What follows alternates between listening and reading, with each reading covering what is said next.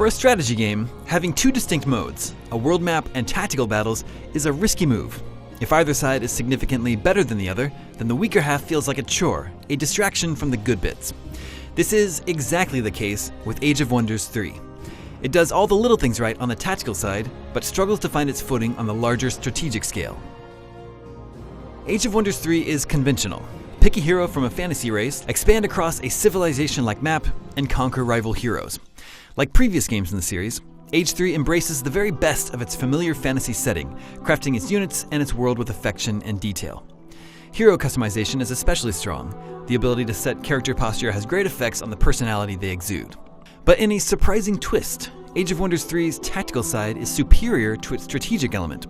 Developer Triumph Studios has done a marvelous job of making its turn-based battles play fast and smart. One of the chief joys of the tactical battles is that each unit can feel quite different.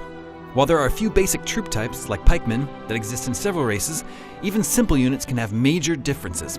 Battles are surprisingly fast-paced, and they stay interesting whether it's a confrontation between a hero and a powerful demon, or a massive siege with multiple armies in the mix.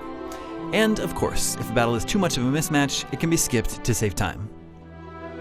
Unfortunately, far too many battles are mismatches, because the strategic layer just isn't up to par.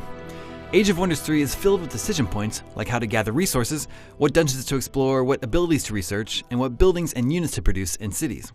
But every building usually takes just 1 or 2 turns to build, making everything almost too accessible. All costs are paid from an empire-wide pool instead of being based on an individual city's production, so there's very little that differentiates one city from another.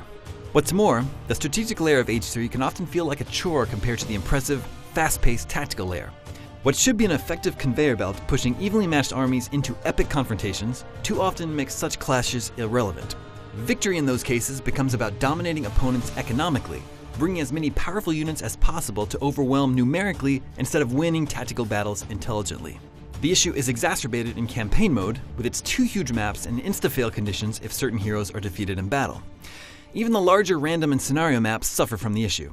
However, once I found a sweet spot of relatively small, crowded maps that forced more tactical battles, I started enjoying Age of Wonders 3 significantly more.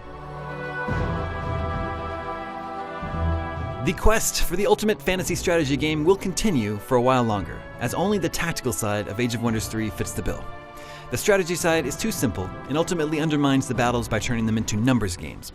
I have no doubt that the strength of the combat will help Age of Wonders 3 find a strong niche, but for me, that just makes the relative weakness of the strategic side of gameplay all the more disappointing. For more on Age of Wonders 3, stay tuned to IGN.